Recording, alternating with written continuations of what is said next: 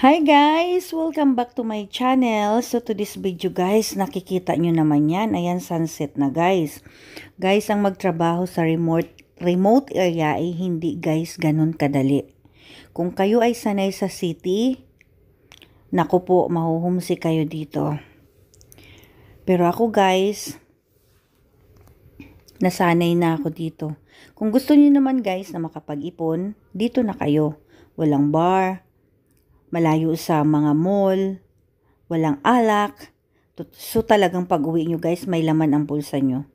Talagang hindi mo na pwedeng sabihin na hindi ka makakapag-ipon. Pero guys, ang magtrabaho sa ganitong camp, hindi ganun kadali. Kasi tingnan nyo naman guys kung gaano yung kalawak ang iniikot ko.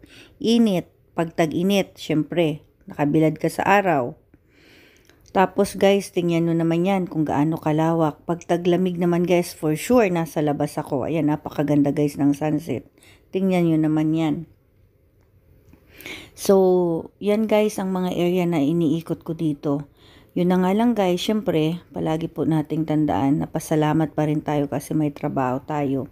Alam nyo ba guys, kami napakalayo namin sa city.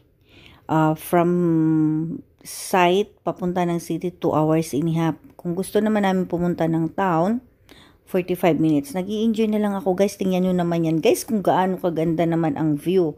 Ayan, tingnan nyo na guys. So, nandito ako guys sa B-type na tinatawag namin. Nasa first floor ako. Yan, ang ganda doon banda guys. So, nakita nyo, Egypt yan dyan guys, yung kaharap namin.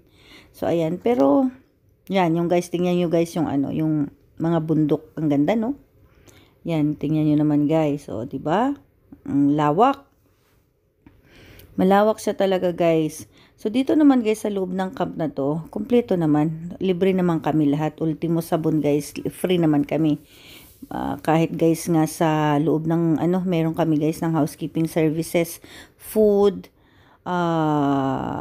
water, libre naman lahat guys. So talagang ang bibilhin mo na lang kung meron kang mga personal na gustong bilhin. Syempre sa'yo na yan. Pero kung gusto mo talaga guys makapag-ipon, punta kayo dito guys kasi wala talaga guys ng paraan para mag-spend ng pera dito. Kasi nga wala namang halos sa, alam yun, kahit na nga malaking grocery wala dito guys sa loob ng camp. Pero meron kami guys ng ano dito, ng Bakala, tinatawag na Bakala grocery. Yan, meron din naman guys tala. Thank you for watching. Bye-bye!